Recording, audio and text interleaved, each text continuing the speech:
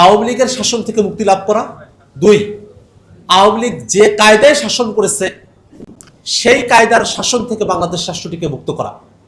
এবং সে কারণে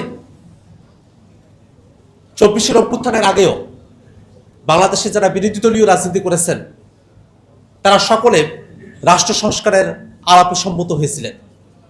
সেই আলাপটা তখন বিএনপিও করেছিল, বর্তমান সরকারি দল।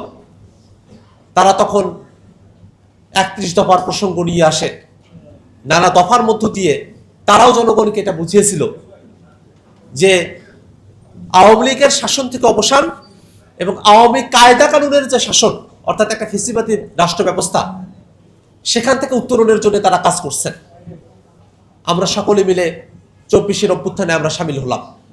আমাদের কত ভাই জীবন দিলেন, কত মানুষ রক্ত ঝরালো, যার মধ্য দিয়ে একটা নতুন বাংলাদেশের স্বপ্ন আমরা দেখেছিলাম। কিন্তু দুর্ভাগ্যের বিষয়, আমরা যখন ঐক্যমত্য কমিশনের আলোচনায় বসি সেই সময় থেকেই বাংলাদেশ রাষ্ট্রটার কাঙ্ক্ষিত সংস্কারের প্রশ্নে বিএনপি বাদ সাজতে শুরু করে এবং সে সময় থেকেই তারা আসলে সংস্কার বিপরীতে একটা অবস্থান গ্রহণ করতে শুরু করে। তারা মুখে বলছে সংস্কার, কিন্তু তাদের কাজে করবে সংস্কারের পক্ষে তাদের অবস্থান ছিল না। তারা গণভোটে হ্যাঁর পক্ষে অবস্থান নিয়েছে, কিন্তু সত্যিকার অর্থে তারা মন থেকে গণভোটের পক্ষে ছিল না। আমরা দেখলাম সংসদের বক্তৃতায় তারা বলছেন যে গণভোটের 4টা প্রশ্নের 3.5টা তারা মানেন, আধাটা তারা মানেন না। আমরা তাদেরকে বলতে চাই, 4টা প্রশ্নের 3.5টা আপনারা মানেন, আধাটা মানেন না, কিন্তু বাংলাদেশের 70% জনগণ ওই 4টা পক্ষ প্রশ্নকে মেনেই গণভোটকে জয়ী করেছে।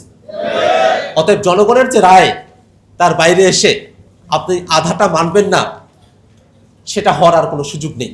এবং কোন আধাটা আপনারা মানবেন না, যার মধ্য দিয়ে বাংলাদেশ রাষ্ট্রটার কাঙ্ক্ষিত সংস্কার হবে, সে আধাটা আপনারা মানবেন না। ভোটের পিয়ার অনুযায়ী উচ্চকক্ষ হবে, সেটা আপনারা মানবেন না। জুডিশিয়ারি সেখানে স্বাধীনভাবে কার্যক্রমগুলো পরিচালিত হবে, বিচারপতি যারা নিয়োগ হবে একটা ফেয়ার সিস্টেমের মধ্য দিয়ে বিচারপতি নিয়োগ হবে, সেটা আপনারা মানবেন না। তত্ত্বাবধায়ক সরকারের নতুন একটা ফর্মুলা, যেখানে সরকারি দল বিরোধী দল সকলের একটা অংশগ্রহণ থাকবে সেই নিয়োগের সময়টাতে, সেটা আপনারা মানবেন না। সরকারি কর্ম কমিশন পিএসসিতে নিয়োগ হবে একটা সুষ্ঠু প্রক্রিয়ার মধ্য দিয়ে, দুদকে নিয়োগ হবে সুষ্ঠু প্রক্রিয়ার মধ্য দিয়ে, সেগুলো আপনারা মানবেন না।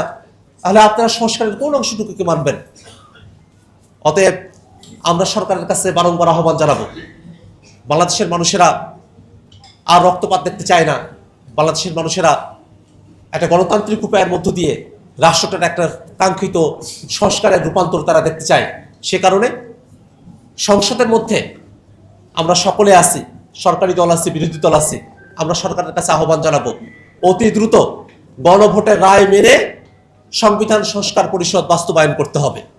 পাশাপাশি এই জুলাইয়ের মাসে আমরা সরকারের কাছে একটা বিনীত কণ্ঠে আহ্বান জানাতে চাই, যদি জুলাই না হতো তাহলে আমরা সকলে মিলে এখনো পর্যন্ত ফিজিক্যাল বাদের জাতাকলে আমরা পিষ্ট হতে থাকতাম।